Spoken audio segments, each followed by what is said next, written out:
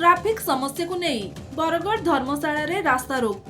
बरगढ़ सहरर लेंगुबिस्रो छकरू जीरा ब्रिज पर्यंत थिबा दुकान मानक सम्मुख रे प्रतिदिन भावे बेआईन पार्किंग करा जाउछि। एथिपाई जनसाधारण बहु असुविधार सम्मुखीन हेबा सह दुर्घटना मध्य घटुछि। जबरदखल उच्छेद मध्य अधारु अटकी जाइछि। तेबे जिला प्रशासन ए दिगरे कौनसी कार्यानुष्ठान ग्रहण करुनथिबा बेले ट्राफिक पुलिस मध्य छकरे रहु नाही, जहाको नै बरगढ़वासी रास्ता रोक करबा सह बेआईन पार्किंग बंद करा जाऊ बोली दाबी करिसेंती। तेबे घटनास्थल रे टाउन पुलिस पहुंची बेआईन पार्किंग उपरे कार्यानुष्ठान ग्रहण करा जिबा सह गाड़ी मानकर चालान कटा जिवो बोली प्रतिश्रुति देबा परे हटिथिला रास्ता रोक।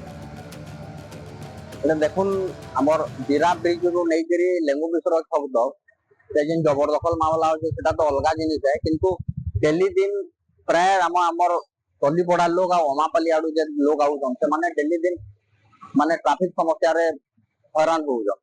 तो हमें बारंबार प्रशासन के कहूछो, पुलिस के कहूछो, ट्रैफिक वाले को कहूछो, किंतु कहीं किछि करबार ने। ट्रैफिक वाले 10-20 टका रे बिक्री हो 10 टका नै कि साइड हे जोछन, डेली दिन माने हैरान होउछे।